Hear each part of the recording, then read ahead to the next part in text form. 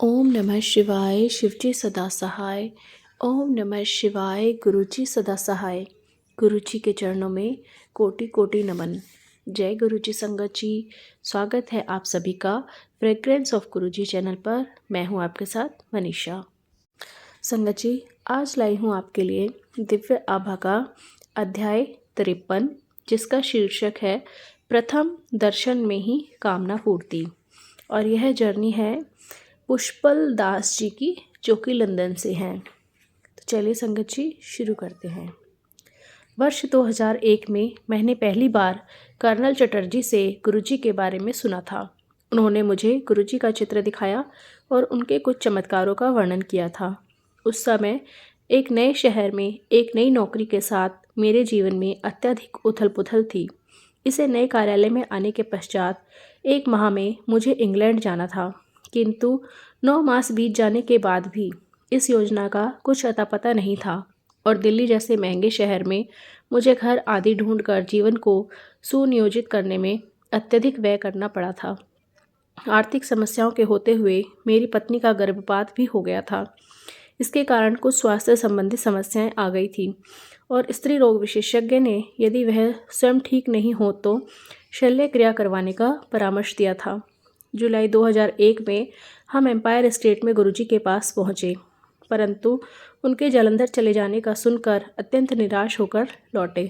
बाद में उसी मास में हमें गुरुजी के प्रथम दर्शन का सौभाग्य प्राप्त हुआ। उन्होंने हमसे थोड़ा सा वार्तालाप किया और लंगर ग्रहण करने को कहा। उन दिनों गुरुजी के चयन अनुसार ही कुछ भक्तों को लंगर दिया जाता था। घर लौटने पर हमें अभूतपूर्व कृपा का आभास हुआ और एक लंबे अंतराल के बाद हम शांति से सो पाए। उस दिन से हमारे जीवन में परिवर्तन आने लगा। सर्वप्रथम मेरी पत्नी के स्वास्थ्य में सुधार होने लगा।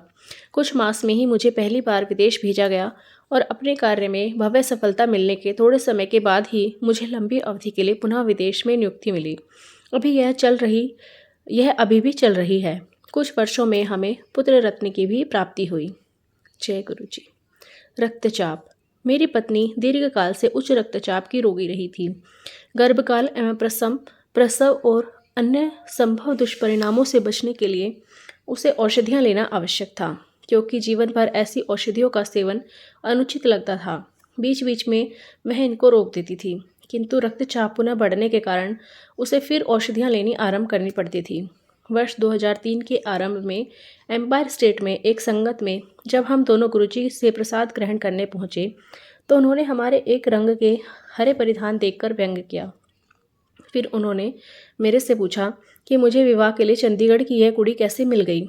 मुझे अत्यंत आश्चर्य और प्रसन्नता हुई कि मैं उसे शब्दों में व्यक्त नहीं कर सकता। इस वार्ता का प्रभाव अगले दिन प्रातः मेरी पत्नी के रक्तचाप में दृष्टिगोचर हुआ। उसके जीवन में पहली बार बिना औषधि के निम्न रक्तचाप का परिणाम मात्र 80 था। उस दिन से उसको जीवन में कभी रक्तचाप की समस्या नहीं हुई। केवल गर्भकाल के अंतिम दिनों में कुछ समय तक यह रहा, किंतु न तो इससे भ्रूण वृद्धि पर कोई रुकावट हुई और न ही निर्धारित समय में पूर्व प्रसव करना पड़ा। इस अंतराल में उसने इन औषधियों का सेवन किया और उसके उपरांत बंद कर दी। जय गुरु जी। विदेश नियुक्ति। सितंबर 2000 में दिल्ली स्थित सीमेंस में नवीन कार्यपद संभालने का प्रमुख आकर्षण विदेश में नियुक्ति प्राप्त करने का था, किंतु ऐसा नहीं हुआ। फिर भी गुरुजी की दया से मुझे बीच बीच में अल्पकाल के लिए इंग्लैंड जाने के कुछ अवसर प्राप्त हुए। वर्ष 2002 में 9 सितंबर 2001 को अमेरिका में न्यूयॉर्क पर हुई हमलों के फलस्वरूप विश्व भर में सूचना प्रौद्योगिकी क्षेत्र में प्रसार के कार्यक्रम रुक गए थे। इससे लंबी अवधि के लिए विदेश जाने की आशाएं भी चूर चूर हो गई थी। तदपि मैं संगत में और घर पर गुरुजी से प्रार्थना करते रहता था और अंततः अप्रैल 2003 में इंग्लैंड जाने का अवसर प्राप्त हुआ। वहाँ का कार्यकाल केवल 6 माह का था, किंतु यह ऐसे समय पर आया था जब अन्य संस्थान अपने कर्मचारियों की छंटनी कर रहे थे। ऐसे प्रतिकूल वातावरण में इस प्रकार का कार्य प्राप्त कर मैं आनंदित था। जब मैं अपना कार्य आज्ञा पत्र की प्रतीक्षा और जाने के प्रबंध कर रहा था, मुझे गुरुजी के एक भक्त के यहाँ विवाह समारोह में जाने का निमंत्रण मिला। इस पर गुरुजी ने अपने हाथों से इंग्लैंड लिखा हुआ था। जब हम जाने से पूर्व गुरुजी की आज्ञा लेने पहुँचे, मेरी पत्नी ने उनसे अपने पिता और बहन डाउन सिंड्रोम की रोगी के लिए आशीर्वाद मांगने का विचार बनाया था। उसके कुछ बोलने से पूर्व ही गुरुजी बोल पड़े, साढ़े तो बड़ा पेरेंट कौन है। हमें तुरंत आभास हो गया कि उनका आशीर्वाद सदा उनके साथ रहेगा। कार्यस्थल मैनचेस्टर के निकट ब्लैकपूल पहुंचने पर मुझे बताया गया कि अवधि घटकर 4 मास भी हो सकती है, लेकिन गुरुजी की दया से मेरा कार्यकाल नहीं घटा और उसकी समाप्ति पर मुझे वहीं पर एक अन्य परियोजना का कार्य सौंपा गया। यह कार्य 10 माह से अधिक चला और उसकी समाप्ति पर अगस्त 2004 में जब मैं स्वदेश लौटने को तत्पर था, मुझे बर्मिंघम के निकट टेलफोर्ड एक नवीन परियोजना पर भेज दिया गया, जहां मैं 1 वर्ष से अधिक रहा। कार्य की मध्यावधि में मुझे नॉटिंघम स्थानांतरित कर दिया गया, जहां कार्यकाल समाप्त होने के साथ ही हमारे पुत्र का जन्म हुआ। सितंबर 2005 में जब हम वापस भारत आने का प्रबंध कर रहे थे, मुझे लंदन के प्रसिद्ध BBC कंपनी में कार्य करने के लिए स्थानांतरित कर दिया गया। इंग्लैंड में प्रारंभिक अवधि कुछ मास की होते हुए भी यहाँ पर मैं 2 से अधिक वर्ष तक कार्यरत रहा हूँ। जय गुरु जी। नॉटिंघम स्थानांतरण। जब मेरी पत्नी ने गर्भ धारण किया, मैं इंग्लैंड के श्रॉपशायर क्षेत्र में टेलफोर्ड नाम के एक छोटे शहर में नियुक्त था। रहने के लिए अच्छा शांत स्थान होते हुए यहाँ पर चिकित्सा, विशेषकर गर्भ संबंधित सेवाओं का प्रायः अभाव था। स्थानीय चिकित्सालय में प्रासविक केंद्र दाइयाँ चलाती थी और कोई विशेषज्ञ सेवाएं उपलब्ध नहीं थी। गंभीर रोगियों को 16 मील दूर श्रूसबरी स्थित बड़े चिकित्सालय में भेजा जाता था, जहां पहुंचने में आधे घंटे का समय लगता था। टैक्सी का व्यय भी कोई कम नहीं था। मेरी पत्नी के उच्च रक्तचाप के कारण यह निश्चित था कि अंततः उसे श्रूसबरी चिकित्सालय भेजा जाएगा। यद्यपि इंग्लैंड की नेशनल हेल्थ सर्विस की सेवाएं उच्च स्तर की हैं, किसी आकस्मिक परिस्थिति में या गर्भावस्था में या फिर प्रसव काल की अवधि में इतनी यात्रा करने के विचार से हम चिंतित हो गए थे। चिकित्सालय के नियमों के अनुसार पत्नी के प्रसव की अवधि में पति रात भर चिकित्सालय में नहीं रह सकते थे और उस अंतराल में मेरी चिकित्सालय के पास रहने की हार्दिक अभिलाषा थी, जो यहाँ रहते हुए संभव नहीं लग रहा था। यदि उसे वहाँ पर छोड़कर मुझे घर वापस आना पड़े तो सदा की भांति हमने इन प्रश्नों का समाधान गुरुजी पर छोड़ दिया। एक रात को मेरी पत्नी को गुरुजी ने स्वप्न में बताया कि सब ठीक हो जाएगा। कुछ ही दिनों में सूचना आई कि टेलफोर्ड स्थित इकाई को बंद कर समस्त कर्मचारियों को नॉटिंघम स्थानांतरित किया जा रहा है। नॉटिंघम एक बड़ा नगर है जहां उच्च स्तर की प्रायः सभी सुविधाएं उपलब्ध है। अंततः हमारे पुत्र का जन्म प्रसव सेवाओं के लिए इंग्लैंड के एक सर्वोत्तम संस्थान क्वीन मेडिकल चिकित्सालय में हुआ। जय गुरु जी। नॉटिंघम में घर। चिकित्सा सुविधाओं के दृष्टिकोण से नॉटिंघम आना शुभ समाचार होते हुए कार्य अधिक था और हम नॉटिंघम रेल द्वारा 2-3 घंटे घर ढूंढने नहीं जा सकते थे। अतः जिस संस्थान के लिए हम कार्यरत थे, उसी को घर खोजने का कार्य सुपुर्द किया गया। मैंने अपने प्रबंधक से अपनी पत्नी की स्वास्थ्य संबंधित समस्या और उसकी गर्भावस्था का उल्लेख किया था। उसके साथ उसे किसी दूरस्थ स्थान पर अकेले रहने की संभावना थी, किंतु इन सब को अपवाद नहीं माना गया। अगले कुछ दिनों में कुछ घर देखे गए और मुझे उनसे संबंधित विवरण इंटरनेट के पते भेजे गए, किंतु वह सब स्थान अनुचित होने के कारण मैंने उन सबको ठुकरा दिया।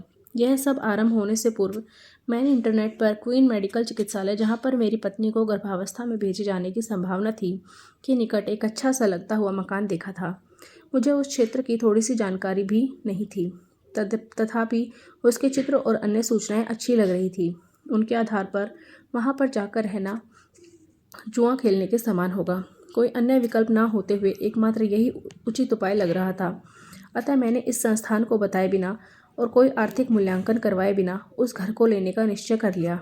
यह मेरे परियोजना प्रबंधक के निर्णय की अवज्ञा करने के समान था, किंतु गुरुजी का आश्रय लेकर हम अपने अंतर्ज्ञान पर निर्भर रहे। इंग्लैंड में रहते हुए यह घर सबसे अच्छा रहा है। उसमें सब संसाधन सुचारू और अत्यंत अच्छी अवस्था में थे। क्वीन मेडिकल चिकित्सालय से यह केवल 10 मिनट पैदल और कार से 3 मिनट की दूरी पर था। 10 कर्मचारियों के हमारे दल में अन्य सब सदस्यों को उन सब घरों में जो उनके लिए देखे गए थे, गंभीर समस्याओं का सामना करना पड़ा। जय गुरु जी। भ्रूण हृदय गति। गर्भावस्था में नियमानुसार परीक्षण करवाने के एक अवसर पर क्वीन मेडिकल चिकित्सालय के गर्भ आकलन केंद्र में भ्रूण की हृदय गति नापने के यंत्र पर मेरी पत्नी को लिटाया गया था। सामान्यतः यह गति 140 से 170 रहती थी, किंतु उस दिन वह 200 निकली और फिर अचानक भ्रूण ने कुछ हरकत करी और वह 220 तक पहुंच गई और उसी स्तर पर रही। उस समय तक उपस्थित परिचारिका 200 की गति देखकर कह रही थी कि उच्च होते हुए असामान्य नहीं है। इतनी अधिक गति देखकर वह तुरंत अपने वरिष्ठ चिकित्सक के पास भागी, इस भय से कि भ्रूण पर कोई दबाव पड़ रहा होगा। मैंने गुरुजी द्वारा दिया हुआ उनका चित्र अपनी पत्नी के नितंब पर रख दिया और मन ही मन मृत्युंजय मंत्र का पाठ किया। कुछ ही देर में हृदय गति नीचे चली गई और फिर उसी स्तर पर रही। परिचारिका को अपने वरिष्ठ चिकित्सक के साथ आने की स्थिति सामान्य हो चुकी थी। जय गुरुजी। प्रसव और अन्य गंभीर समस्याएं। वर्ष 2005 में गुरुजी की कृपा से हमें पुत्र प्राप्ति हुई। मेरी पत्नी का प्रसव काल अत्यंत लंबा और अथक वेदना से पूर्ण रहा था। औषधियाँ लेते हुए भी एक अवसर पर उसके रक्तचाप का निम्न स्तर 132 तक चला गया था और यह अर्धचेतनावस्था में चली गई थी। चिकित्सक उस पर आकस्मिक शल्यक्रिया करने का विचार कर रहे थे। फिर गुरुजी से प्रार्थना करने पर उसकी स्थिति और प्रसव सामान्य हुए और कोई अन्य बाधा नहीं आई। स्वस्थ शिशु के जन्म का आनंद अल्पकालीन रहा, क्योंकि उसके रक्त परीक्षण में कुछ अनियमितता पाई गई और उसे मूत्र नहीं हो पा रहा था। चिकित्सक उसके रोग के स्रोत या स्वभाव से अपरिचित थे, अतः वे उसका निदान नहीं कर पा रहे थे। परीक्षण करते हुए उन्होंने 2 दिन के शिशु के मेरुदंड से तरल निकालने का भी प्रयास किया, किंतु असफल रहे। अतः उन्होंने उसे प्रतिजैविक औषधियाँ देनी आरंभ कर दी, जिससे उसे इस रोग से छुटकारा मिल सके। चिकित्सक उसे आवश्यकता से अधिक खाद्य पदार्थ देने के बाद भी उसके प्रथम 4 दिनों में मूत्र ना कर पाने से अधिक चिंतित थे और उन्हें उसके शरीर में संभव जल की कमी का अधिक संशय था। कुछ चिकित्सकों ने उसके गुर्दों के निरीक्षण का सुझाव भी दिया। अन्य उसे अधिक से अधिक मात्रा में तरल पदार्थ देकर निर्जलन की संभव शंका को समाप्त करने के पश्चात ही उसके गुर्दों का परीक्षण करने पर विचार कर रहे थे। जैसे यह समस्या कम नहीं थी, मेरी पत्नी को भी गंभीर मूत्र रोग हो गया और उसका तापमान 105 डिग्री तक पहुंच गया। माँ और शिशु की गंभीरता देखते हुए उन दोनों को गहन सेवा केंद्र में भेज दिया गया। विदेश में मैं बिल्कुल अकेला था। परिवार किसी संबंधी या मित्र का साथ नहीं था। मेरे दल के सदस्य स्वदेश लौट चुके थे, क्योंकि परियोजना की अवधि समाप्त हो चुकी थी। गुरुजी द्वारा दिए गए उनके चित्र हमने शिशु के शरीर पर और उनकी शैया पर बार बार रखे और उनसे सहायता की अत्यधिक विनती करी। ऐसी प्रतिकूल परिस्थितियों में हम और क्या कर सकते थे। शीघ्र ही सब आशानुकूल होना आरंभ हो गया। शिशु ने पहली बार मूत्र किया और उसके पश्चात हमने कभी उसके संक्रमण के बारे में नहीं सुना। चिकित्सकों के अनुसार शिशु के रक्त में वह संक्रमण संभवतः उसकी माँ का रहा होगा। मेरी पत्नी को तीव्र प्रतिजैविक औषधियाँ दी गई और उसके स्वास्थ्य में भी सुधार आया। दोनों को जन्म के कुछ दिनों के पश्चात घर भेज दिया गया। जय गुरु जी। लंदन स्थानांतरण। नॉटिंघम में परियोजना की सफल समाप्ति पर मेरे दल के सब सदस्य जा चुके थे। हमें रुकना पड़ा, क्योंकि उस समय मेरी पत्नी के गर्भकाल का 9वां मास चल रहा था और प्रसव कभी भी हो सकता था। शिशु के जन्म के पश्चात हमने भारत लौटने के पूर्व 1 माह और रुकने का निर्णय लिया। हमें शिशु के 3-4 मास होने के उपरांत ही लौटने को कहा गया, क्योंकि वायुयान में उसके कानों को अपरिवर्तनीय क्षति पहुंच सकती थी। भारत में मेरे प्रबंधक ने इंग्लैंड के प्रबंधक से मेरे लायक किसी अन्य कार्य के बारे में बात करने का आश्वासन तो दिया, किंतु मेरी योग्यता के अनुसार अच्छे स्थान पर कोई और कार्य मिलने की संभावना बहुत कम थी। हम गुरुजी से उपाय के लिए निवेदन करते रहे और शिशु के जन्म के 1 सप्ताह में ही मुझे यहाँ स्थित एक प्रबंधक से फ़ोन आया। उसने पूछा कि क्या मैं BBC में कार्य करने को तत्पर होने के साथ 2 सप्ताह में लंदन पहुँच सकता हूँ। प्रसव, उसके बाद की घटनाएं और मेरी पत्नी का क्षीण स्वास्थ्य होते हुए गुरुजी के आशीर्वाद से हम अपना सामान बांधकर 3 सप्ताह के शिशु के साथ लंदन जा सके। यद्यपि नॉटिंघम से लंदन तक सामान्यतः 3 घंटे लगते हैं, किंतु व्यस्त यातायात के कारण हमें 6 घंटे लग गए। मार्ग में मेरी पत्नी को वेदना तो अवश्य हुई, पर लंदन पहुंचकर वह शीघ्र स्वस्थ हो गई और अब हम यहीं पर हैं। जय गुरु जी। अनंतम शुक्राना गुरु जी। तो कैसा लगा संगत जी आज का अध्याय? कमेंट करके हमें ज़रूर बताइए। अगर आपको हमारी वीडियोस अच्छी लग रही हैं तो चैनल को सब्सक्राइब कीजिए, वीडियो को लाइक कीजिए, अन्य संगत परिवार के साथ शेयर भी कीजिए। अगर आप भी अपना सत्संग हमारे साथ शेयर करना चाहते हैं तो डिस्क्रिप्शन बॉक्स में दिए गए मेल आईडी या व्हाट्सएप नंबर पर आप अपना सत्संग रिकॉर्ड करके हमें भेज सकते हैं। चलिए संगत जी, अब करते हैं मंत्र जाप। आप भी कीजिए। ओम नमः शिवाय, शिवजी सदा सहाय। ओम नमः शिवाय, गुरुजी सदा सहाय। ओम नमः शिवाय, शिवजी सदा सहाय। ओम नमः शिवाय, गुरुजी सदा सहाय। ओम नमः शिवाय, शिवजी सदा सहाय। ओम नमः शिवाय, गुरुजी सदा सहाय। जय गुरु जी। गुरु जी अपनी कृपा का हाथ अपने पूरे संगत परिवार पर ऐसे ही बनाए रखें। सब खुश रहें, सब स्वस्थ रहें।